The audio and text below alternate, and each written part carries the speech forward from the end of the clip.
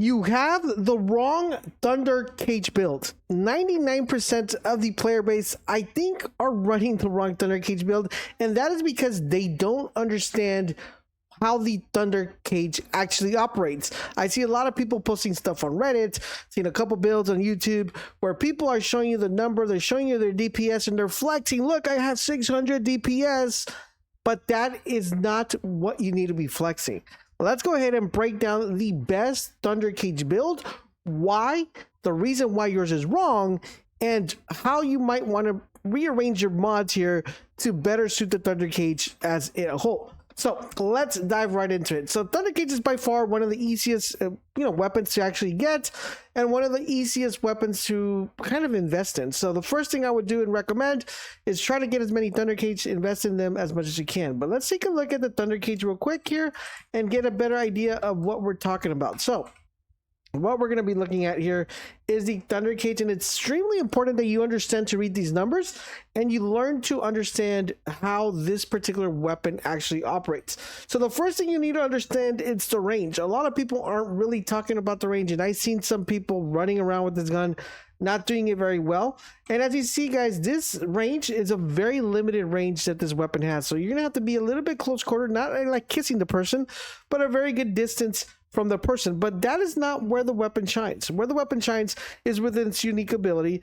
This one, electric shockwave. So basically what this does is that every time you shoot an enemy and you defeat an enemy, you have a chance of dispersing this electrical shockwave. Now, of course, the more you infuse the weapon, the higher this will go. That's why I recommend the first #1 priority before putting mods, before doing all that, is level up this weapon, infuse as many weapons as you possibly can to make sure you get that electrical shockwave. Now, I know a lot of you guys are saying, I already know that. Let's move on to the meat of the video. So if we look at the weapon, there are a couple things that stand out from this particular weapon, but the main thing you need to look at and the main thing you need to decide, and it's what seems to be where a lot of people are kind of going wrong here, is the multipliers. Now, a lot of you guys are stacking weak point damage. Some of you guys are stacking, I've seen some of you guys stacking crit hit, crit rate, and a lot of things are being mixed up. Let's break down what this is. So when you look at this weapon without any particular mods, this weapon will have a crit multiplier of 2. So let's go into the mods and talk a little bit about them. So what does that actually mean?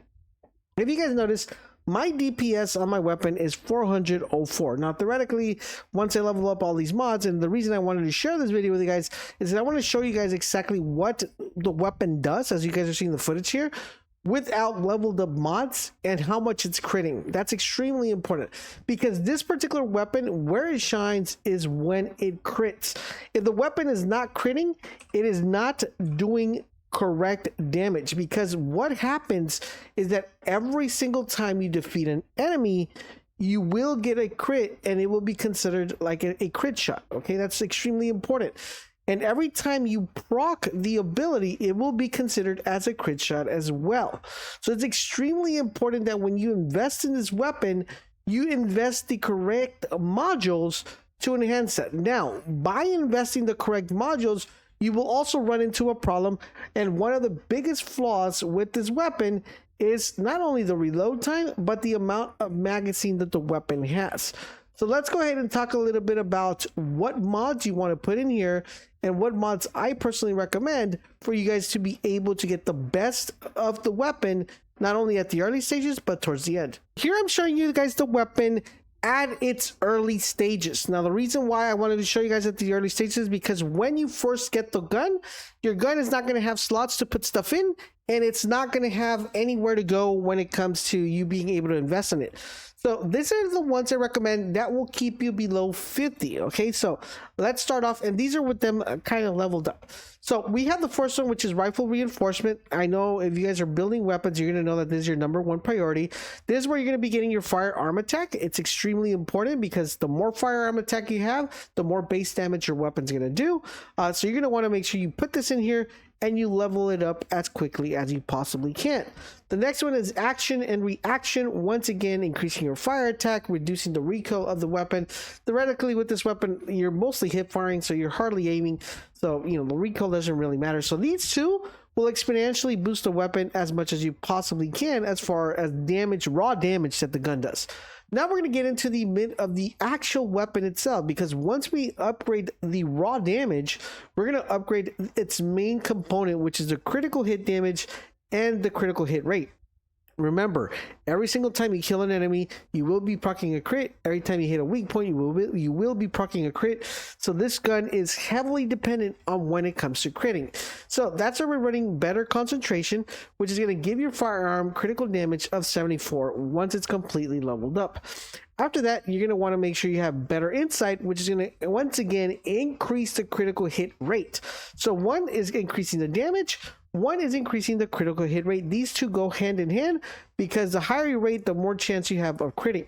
The next up, guys, we're running is fire rate concentration. The reason we're running this is because this is going to increase the fire rate of the gun.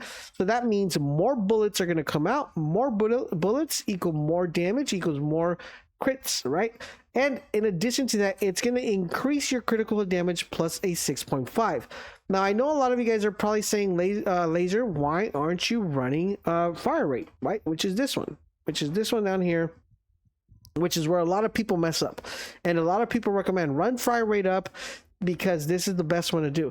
The reason we're not running this one right here, and these are swappable, so if you don't like this one, you can. But the reason we're not running this one and we're running this one is because when you completely level this up with the fire rate concentration, as you see, guys, this gives you 25, okay? But when you level this one up, it gives you 20. There is a 5% deduction from that fire rate. But where you're doing here is you're sacrificing the 5% fire rate, but you're gaining a 6.5 critical hit damage. The gain for that critical damage is so much more productive than the fire rate itself. That's the reason why you want to run this one as opposed to this one right here. And if you don't like it, you can easily swap it. It's the same, it's pretty much the same lettering for that one. The last thing we have is for the early build is the reload focus. Basically, what this is going to allow you to do, it's going to modify your reload time modifier, and it's going to give you a critical hit damage of a +6. So this is extremely important, because what that's going to allow you to do, it's going to make sure that you are having the modifier for the reload time, and you're also getting that additional crit.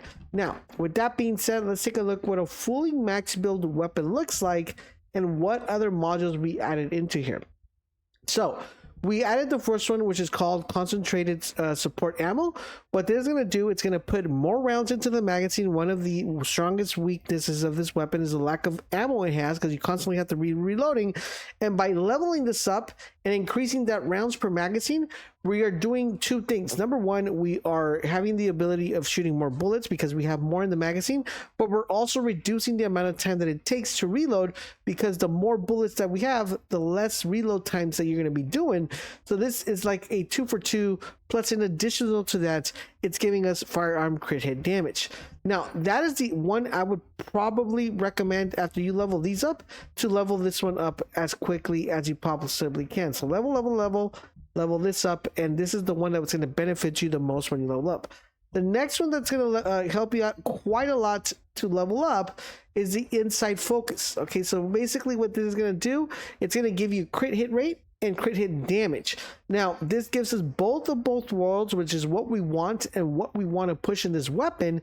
And allowing us to level this up will allow us to level up this firearm crit hit rate and get more crit hit damage when we're doing so. So those are that's how I would do, level this up and then level this one up.